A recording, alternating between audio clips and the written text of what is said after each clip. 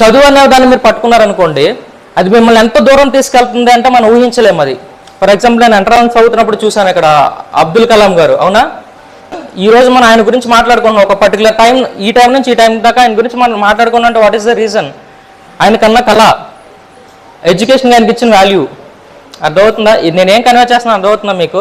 So study లైఫ్లో, చదువుకునే వయసులో ఆ పర్సన్ ఏ విషయానికి అయితే ఎక్కువ ఇంపార్టెన్స్ ఇచ్చారో అదే ఆ వ్యక్తి ఫ్యూచర్ అవుతుంది. ఫర్ ఎగ్జాంపుల్ రీసెంట్గా యూపీఎస్సీ రిజల్ట్స్ వచ్చాయి.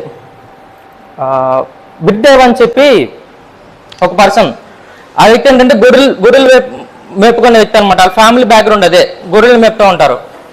ఆ person UPSC topper IPS officer అయ్యాడు ఈరోజు.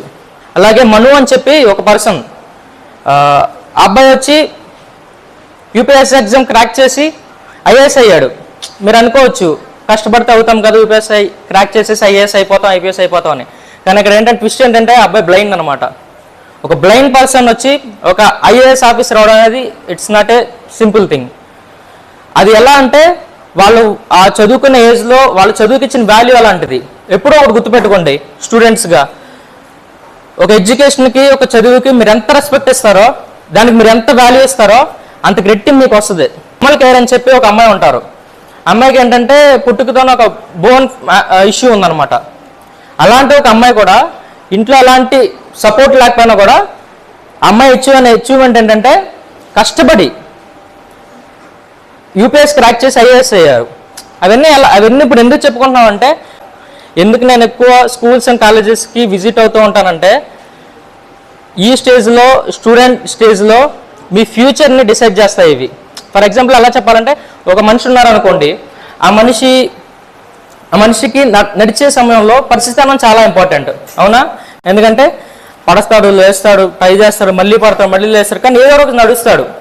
అలా తను నడవడానికి పరిస్థితులను ఎలా అయితే మోస్ట్ ఇంపార్టెంటో, ఒక మనిషి ఎంటైర్ లైఫ్కి ఎడ్యుకేషన్ స్టేజ్ అనేది అంత ఇంపార్టెంట్.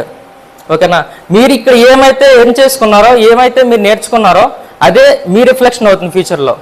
ఓకే, నెక్స్ట్ వచ్చి మెయిన్గా స్టూడెంట్ లైఫ్లో ఉండాల్సింది ఏంటంటే ఒక క్లారిటీ మెయింటైన్ చేయండి. మీరు ఏం అవ్వాలనుకుంటున్నారో ఒక క్లారిటీ ఉండండి. మినిమం క్లారిటీ మెయింటైన్ చేసుకుంటూ ఒక కన్సిస్టెన్సీగా ఉండండి. ఓకేనా? అలాగే హార్డ్ వర్క్ చేయండి.